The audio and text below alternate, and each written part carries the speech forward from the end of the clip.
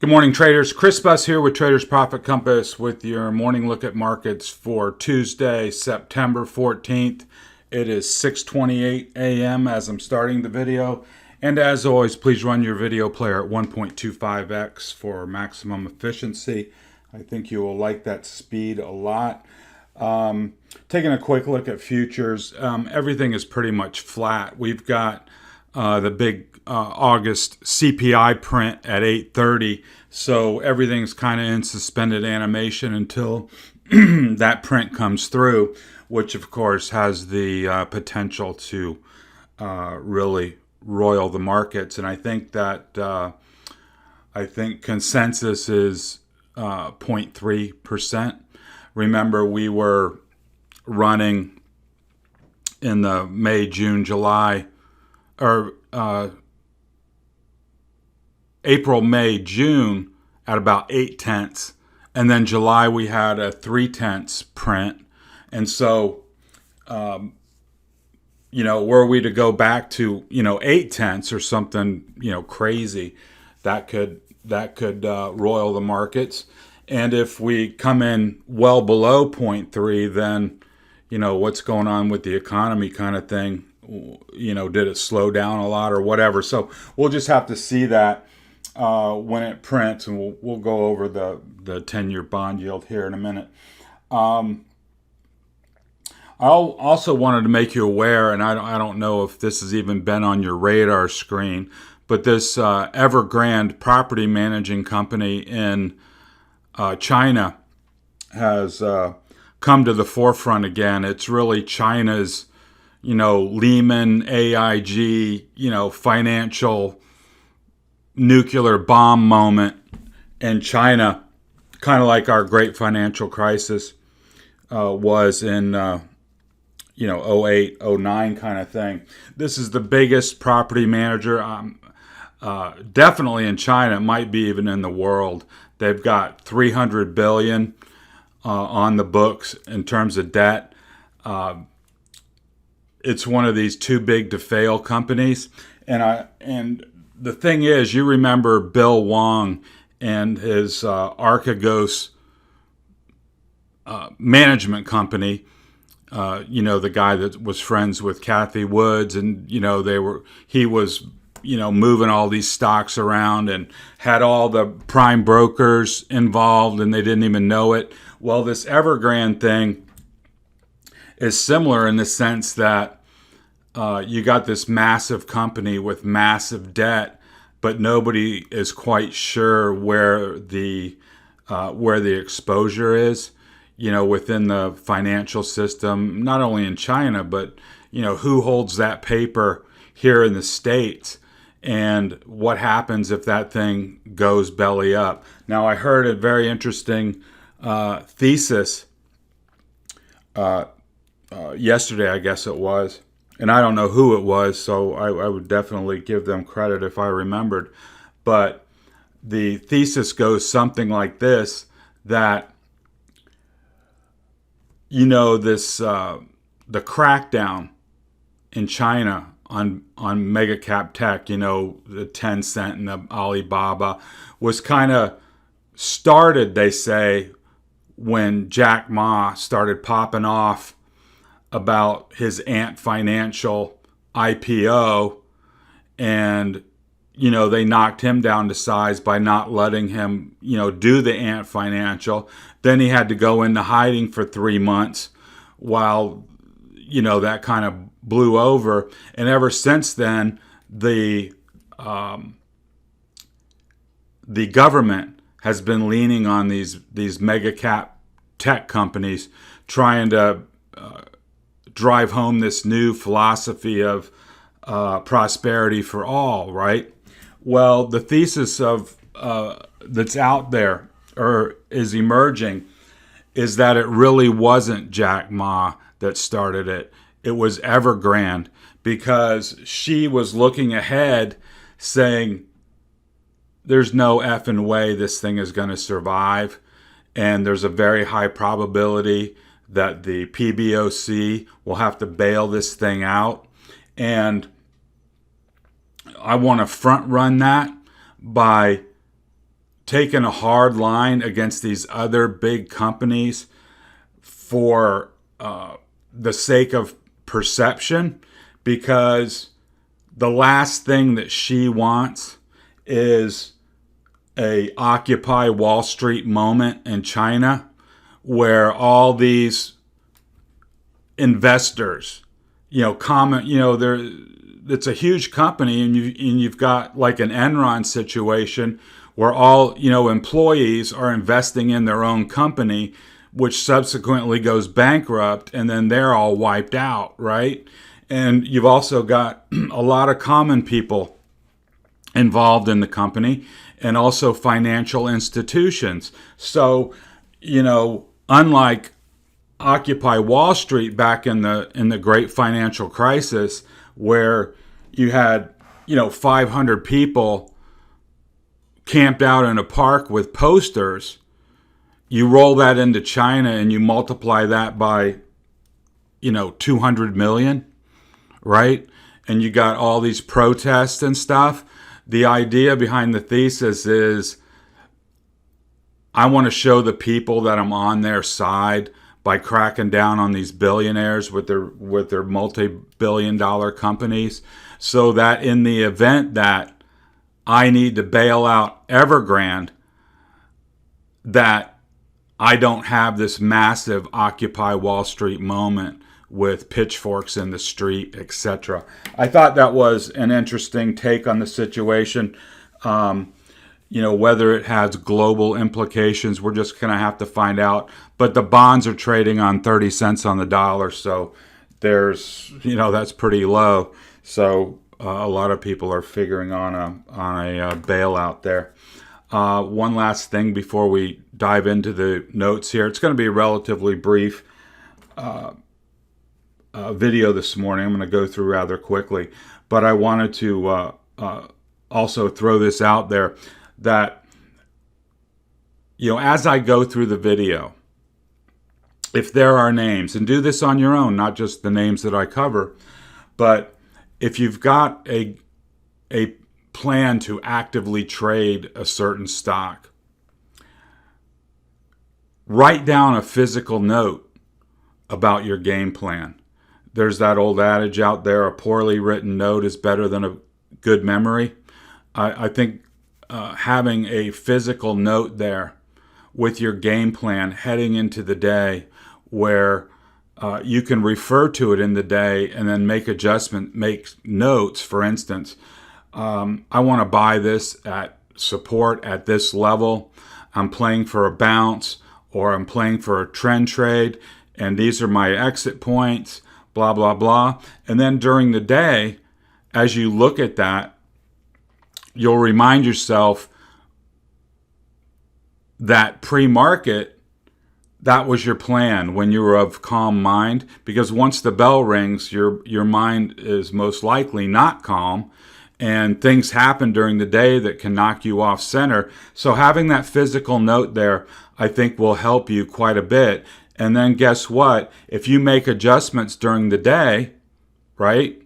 I said I was going to close here, but I didn't, because the market looked strong and I raised up my target to here. And then you took profits, right? So at the end of the day, you've got a kind of like a trade log that you can go back and refer to at the end of the day or at the end of the week when you review your trades on how you did, and if you messed up, where you messed up, and you can make that note. So you've got an automatic log of what you're doing and why. If you just have stuff marked on a chart and you're kind of freelancing during the day, you end up, at the end of the day, oh man, I lost $200, but you're not really sure why.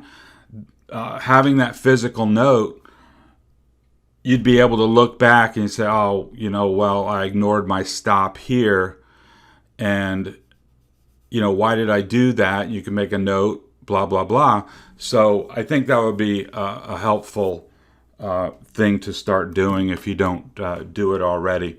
So let's get into this. 10-year yields.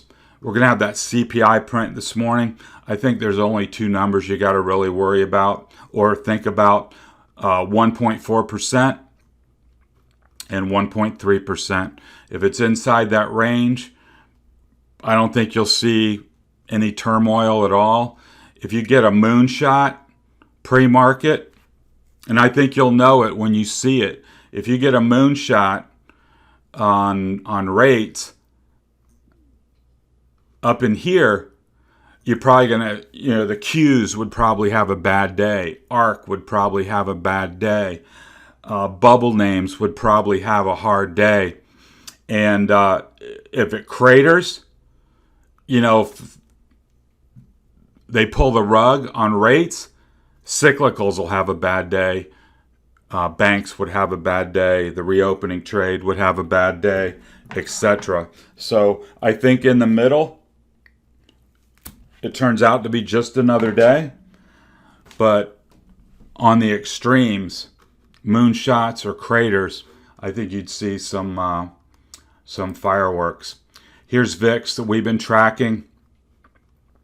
We had a run up early, actually midday, back up to the prior high, right at 21. And then that little rally at the end of the day brought it back down. I still think this 20 is our line of demarcation, where it goes from cautionary between 18 and 20, moves into more or less a red flag. Be worried, be very hyper aware what you got going on, because that door opens to 25 rather quickly, and see that CPI print has the ability or the potential to pre-market make this thing go crazy if there's some kind of a outlier event with CPI. Oscillators. This is NAMO, nothing, right in the middle of the range, not predictive. I thought I had the NIMO up, but I don't. Same thing, right in the middle of the range, not predictive. We're neither oversold nor overbought, so we're right in the middle. Moving on to equal weight SPY. We had lost the 8 and the 20 day, came down for a little tag. You see the tail there yesterday? Tag of the 50, and that's got a nice bounce off of that 50, so that's positive. I still think the 50 is your line of support right now, and that lies at, it's right at 153.50. So even if you're not, I doubt you're trading equal weight SPY, but it's a really good thing to track. You can put a line across at 153.50 that, above, things are relatively stable and getting better. A break below the 50 would send up more yellow flags down to this 152 level, and then under 152, I think you'd have to put up the hurricane warning flag, because then the door would be open for a much deeper rug pull. Here's SPY. We reached down into this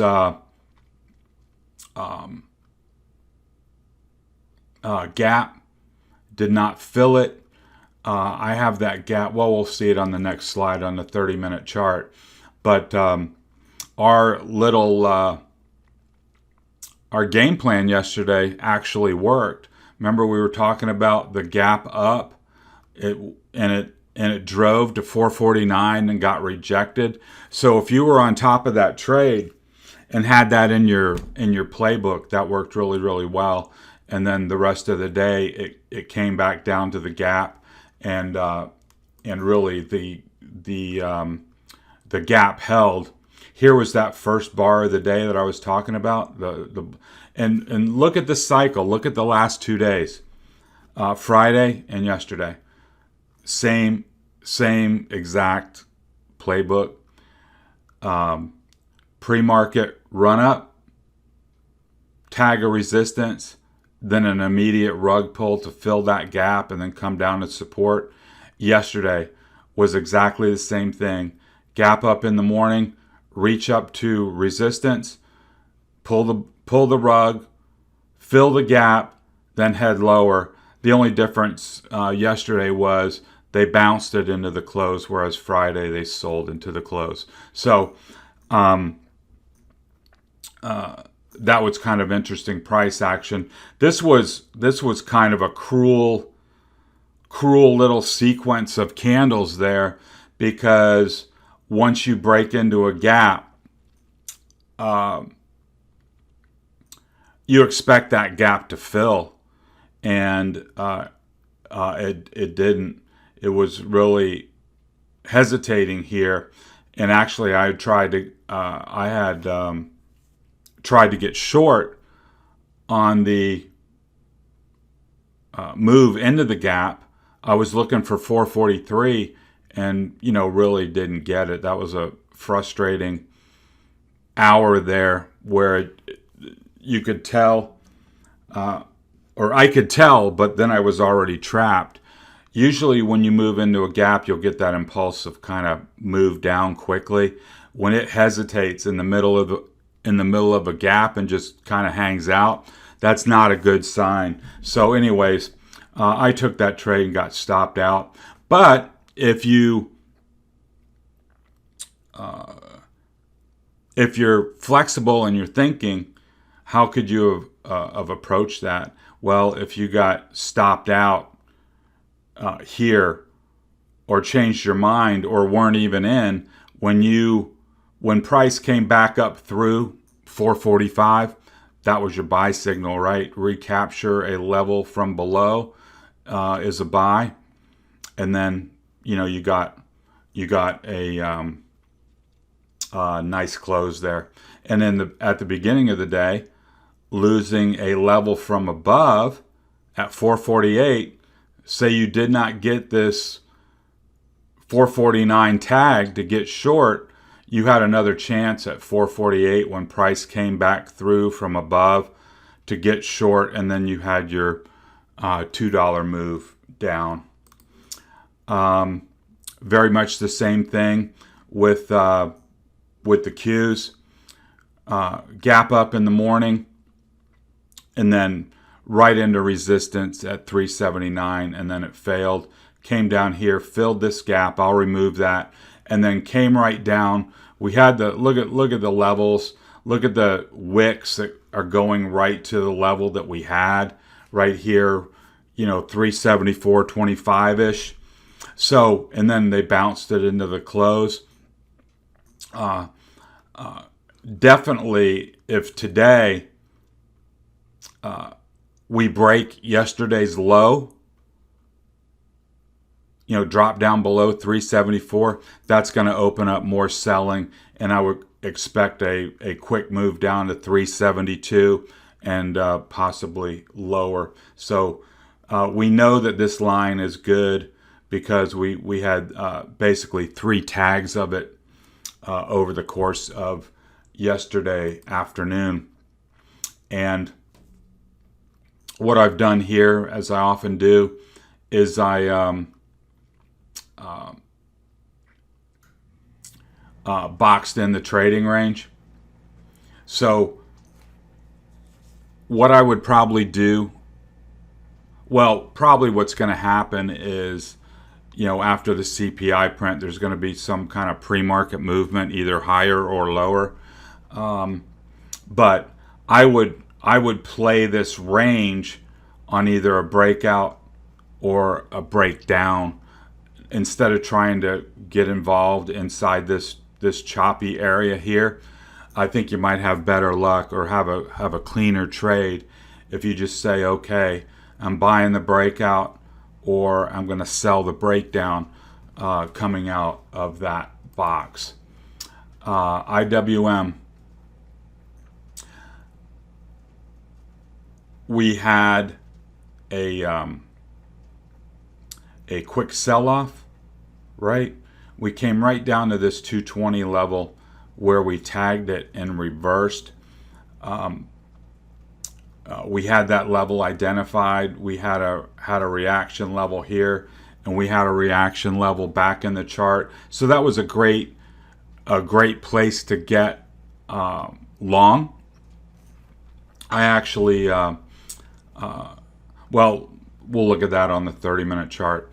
But what I want to say is, okay, now price is up here wrestling with the moving average line, the 50 on the daily chart.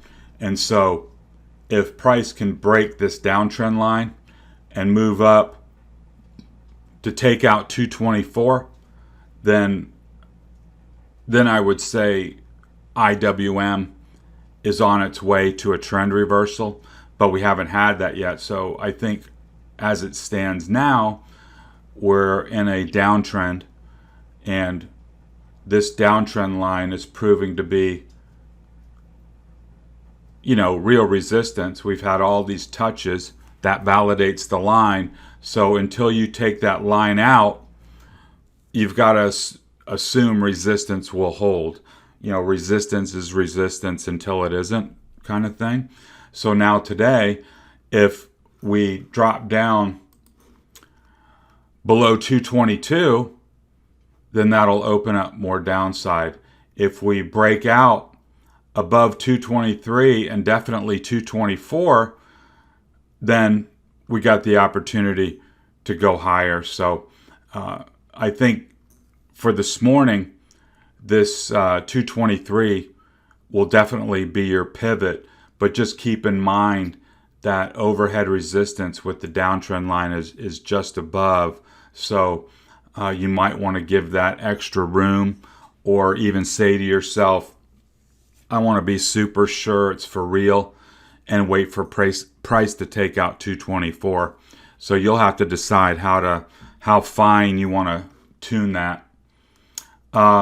Let's take a moment here before we get into Fat Man. If you're new to the channel, I really appreciate you spending some time with me. If you find the analysis helpful, please hit the subscribe button and the alarm bell. That way you'll be notified of new content. And also jump over in the show notes. There's a link there where you can jump over to the website and drop in your email. It takes all of 10 seconds. And then you'll be on the, you'll officially join the team and get all the content I have to offer right in your email box. You won't have to go hunting for it or wonder if I've, sent out a market note or not. You'll get that. And be sure to let all your friends know as well. The more the merrier. And also you'll get an invite to our trading room that continues to grow and be quite vibrant lately. So that's really been nice to see. And of course, longtime subscribers, I really appreciate you being here with me. I hope you continue to benefit from the content. So Facebook, really no changes from yesterday. We had the whoosh bar on Friday, and now we're just consolidating. We certainly know for sure that 375 is a great number, because we've had all of these levels here validated. And then yesterday, 375 proved to be nice support with multiple candles, probing, but at the end of the day, holding. So I think you can be long against 375, but on a break below, especially a break below 373, you'd be back into this old gap, and lower would be favored. Keep in mind, as I go through these, I might not always call it out or make a big deal about it, but RSI in a downtrend, PPO momentum in a downtrend. So price has really not followed that in a big way, which you'll often see. I would regard all of this as a consolidation of the big move. That would be true as long as this area holds between 375 and 384. I would regard that as a wide consolidation range, but you'd have to change your mind if price broke down and came down here. Then you're in more of a corrective type type situation. Apple, very much. I mean, it's a cleaner chart in certain ways than Facebook, but yesterday was just consolidation. Had the big move Friday, and then consolidation. So, I mean, from a technical standpoint, this looks like the impulsive move down, then a flat bear flag, and a breakdown here below 148.50 would usher in the next move. So more or less an A, B, C type move. What would change my mind is a breakout back above this flag at 150.5, and definitely if price came up and broke out above 151.5. So can you be long against 148? Sure you can. That's the bottom of the range. That's the range that has to hold. But if price were to break down below 148.50, then you would say this bear flag is beginning to play out. And that's how I would read that. So, I think that points to something very important in your trading. Everything is in context with everything else. For instance, RSI below 50, bearish regime. PPO below the zero line, bearish regime. Bearish setup, impulsive move down, consolidation. Big impulsive move down, consolidation. In your mind, you may be thinking, or you should be thinking, this is a bearish setup, right? Because it is. Lower highs, lower lows, bear flag setup. Now, does that mean you got to go bonkers short? No. Your trigger would be a breakdown below 148.50. And then you start looking at the targets below. Once you're short with a stop just above, say you get short a break of 148.50, then you put your stop at 145.75 or 149, whatever the case may be, and then you set your targets down below. So that's how I would think of that. But if things get, as long as 148.50 holds, then there's the opportunity for an upside move. So, but I wouldn't go completely crazy here. Just keep in mind that we've still got OPEX, and we've still got the FOMC, and we've still got the VIX tickling 20. So just keep all that stuff in mind is what I'm saying. Tesla actually offered a really nice trade yesterday. Why? Well, we started the day around, I believe, what did we open at? Yeah, we opened at 740 right here, and then it let go, right? We had this big line of support here at 720. What you often see in a fast rug pull is an overshoot. It doesn't come right down and stop on a dime. You get a big overshoot, and then they buy it back up, and then your entry, just like we always talk about, is on the recapture of 720, because that was our long established line. And so when price broke back above, that was your long entry, and you got a nice $25 move out of that. So if you were smart enough or good enough to take that trade, well done. Congratulations. That's exactly how you should have played that. So today, really no difference. Nothing changed technically. 740 is still your pivot. So above 740, you can be long, and below 740, you can be short, looking for a move back down to 725. Microsoft still operating in its bearish regime as far as the indicators go, but here was yesterday's action. There was a that opening push, pre-market, and then the first candle, and then it came back down.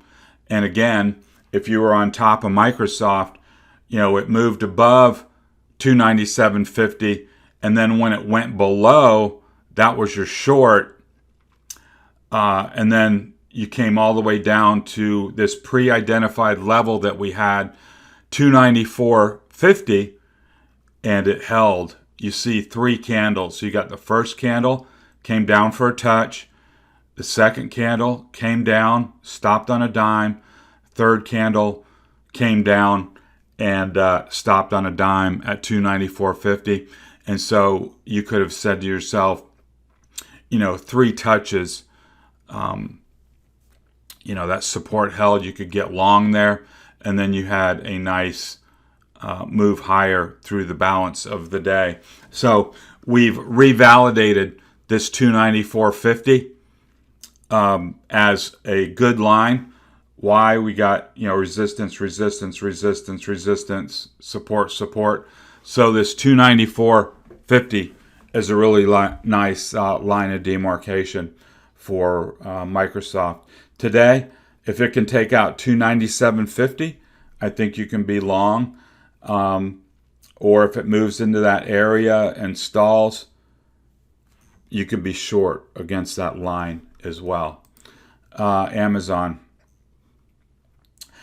just came down here to 34.40, which was our support level, and got a bounce late in the day. But you can see, obviously in a downtrend, pretty consistent, no real breakouts or head fakes. I think, if I were to draw a line across the top of these candles, I think you would see that to get a breakout, you'd want to see a move above 34.71 here. And if you got that, that would be your long, right, on a breakout of reclaiming this level, 34.71. You could be long. If price came back into 34.40 and held, you can be long. But if 34.40 breaks, you can be short. May come back into this 34.20 or even lower, back down to the bottom of the old gap that we've been working in between for a while. Google, more or less, consolidation. It was up 1%, so stronger than the average bear, as they say. Google has been a strong name, and although we've got lower highs and lower lows like the rest of them, not as dramatic as some of the other names have gotten hit. So I think today, right here at this 28.40, that's your pivot point for today. And then Netflix. Again, this looks a lot like the Apple chart, remember? Big impulsive move down. Spent the whole day consolidating here in what looks like a flat bear flag. You got to be hyper focused on yesterday's low here at, let's just call it what was the low? 582.78 is what it says. So let's just call it 583. You could mark that, or 582.50 would be a good number as well. If this breaks down, you can tell on a measured move basis.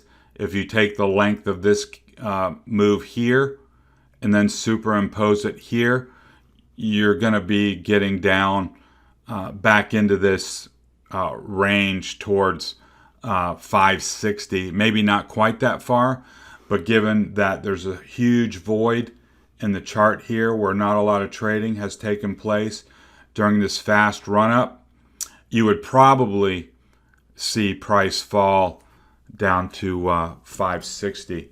So that would be, roughly $25 downside there.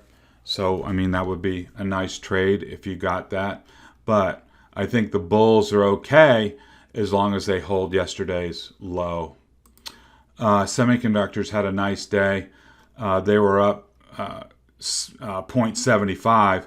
But you can see here, we've got the levels correctly identified at 272.50 and 274.50. Spent the whole day in that range. If you got a breakout this morning above 274.50, you could take that and be long. If you wanted to give yourself an extra measure of, I want to be triple sure, you could wait for these highs to be taken out, which looks to be about $1 higher, 275.50. You break out above the highs, all-time highs you got to buy, so you could get long above the old highs and then set your stop just below. So let's wrap it up here. Just to recap, a lot will depend on the reaction to the CPI print at 8:30. I mean, it's not going to invalidate all these charts, but there could be a pre-market move, before the bell after that print. So you're going to have to adjust your thinking. And while I'm talking about the pre-market, that pre-market note yesterday that I sent out that said, mark your pre-market highs and your pre-market lows on your chart, because the market has a funny way of revisiting those levels, and that's what happened yesterday. We had a pre-market low. They bought it up in the pre-market, and then they came right back down to that level when during the regular session. So just because there's a rug pull pre-market doesn't mean it's going down the rest of the day. It just means that's a level, and then you'll have that on your chart, and it's a very important reference level, especially if you're trying to actively trade during the day. Also, if you haven't already done so, start keeping written notes on your game plan and then adjust to that, refer to that throughout the day. So let's see how this CPI print is handled on your bond yield chart. Fixate on 1.4% and 1.3%. Anything in between, I doubt you'll see much. On moves outside of that range, I think those will be the areas where you would see a more dramatic pre-market move. Let's wrap it up there. This has been Chris Butts with Traders Profit Compass. Have a good day, and I'll talk to you next time.